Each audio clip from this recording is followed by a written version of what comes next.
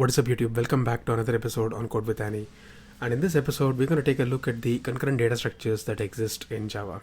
Okay, so this is also the last episode for this playlist on concurrency and multithreading, and we will be starting another playlist soon. So let's delve into this video without further ado. So we have equivalent concurrent implementations for the normal data structures that exist in Java. For example, for hash map, we have concurrent hash map. Same way for array list, we have copy and write array list and so on. So I'm just taking these two examples because these are quite frequently used, and I'll show you how they fall under this purview of concurrent collections. The reason why they're called as concurrent data structures basically is because whenever you have a multi-threaded environment and you try to use a normal list or a normal map, what happens is when multiple threads are trying to manipulate the map or the list, you end up getting concurrent modification exception. This is because when two threads are trying to operate on the same data structure without getting into a synchronized block, like for example in the producer consumer problem, you had a synchronized block that was saving this list from getting concurrent modification exception. And because once a thread enters a synchronous block, it is basically locking the logic inside and it will execute the code here, and therefore the manipulation on the list was done one thread at a time instead of two threads simultaneously trying to operate on it.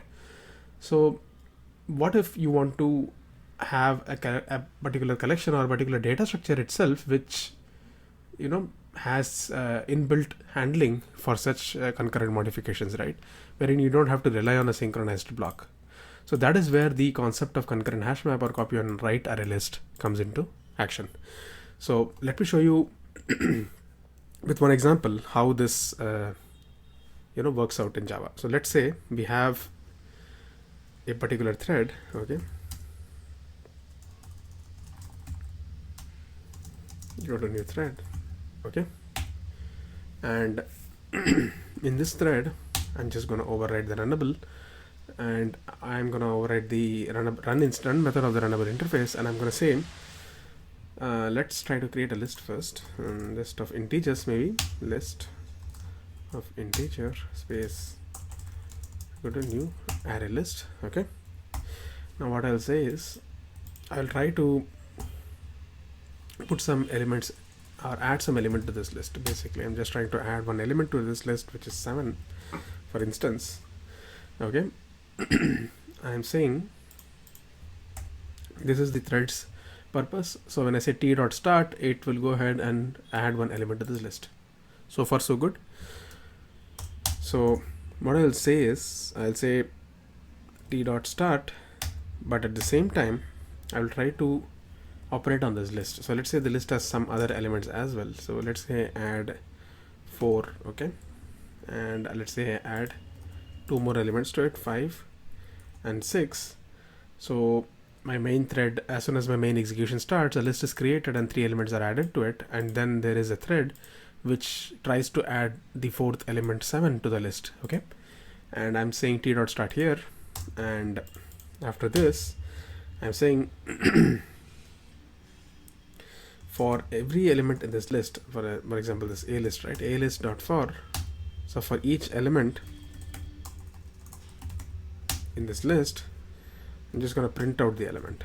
Okay, then at the end of it, so after printing each element, I'm going to say thread.sleep. So I'm just introducing slowness in this program and trying to make sure that the parent thread, which is the main thread, and the thread which is this one, get into some kind of an overlap so that there is a concurrent modification happening on this list.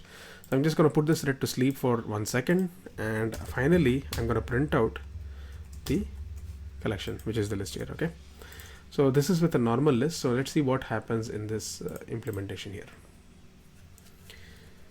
So we expect an exception to be thrown here, and let's see how this works out. The build is still running.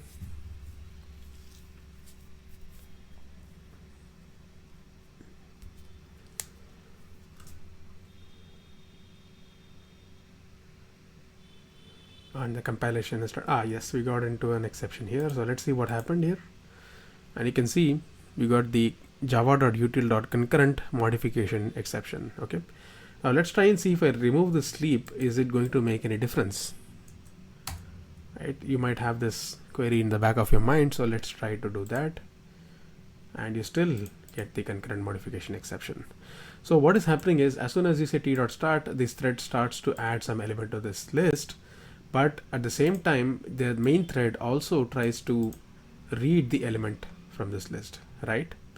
So what if I say t.join, which means what I'm effectively saying is I'll pause the program until the thread execution is completed, and then I'll try to read the elements. Now let's see what happens now. And now you can see build is successful, and you see 4, 5, 6, 7. See, what I'm trying to showcase here is, if I let this thread run asynchronously without waiting for it and also try to execute this for loop, I will run into concurrent modification exception, because I have some code that is trying to manipulate, or basically it is just reading here, but that is still considered a kind of a manipulation, because you don't know what this list will contain, because a thread is trying to add an element to this list, right? So when you're reading it, it may or may not contain this element here, right? So whenever there is some modification like this exception will be thrown.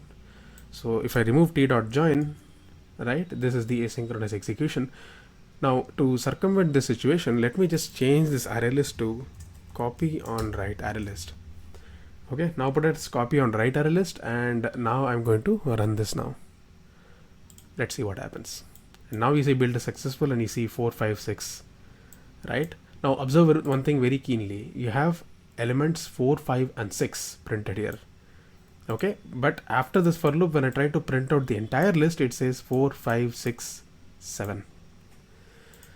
See, so what happened here is copy on write array list ensured that this addition operation happened, while at the same time this for loop iterated out and printed the elements of this list. Okay, so this list was as it is there, and the elements were printed out, and then a new list was again created by appending this 7 to this list, and that's what you see here when you print it out, right? So that is the advantage of concurrent collections, because they ensure this kind of concurrent modification doesn't happen, and even if it does, it makes sure that it handles it appropriately without throwing an exception out there, right? So let me again put this back to array list. Okay, let me go down and let's say t.join. Let's see if the output we see here versus this one is same or not. I suppose this should not be same, but let's just try to run that. And it is not same, because you have let the list get added with the element 7, and then you're starting to print. So basically you're waiting for this thread to finish and then print it out.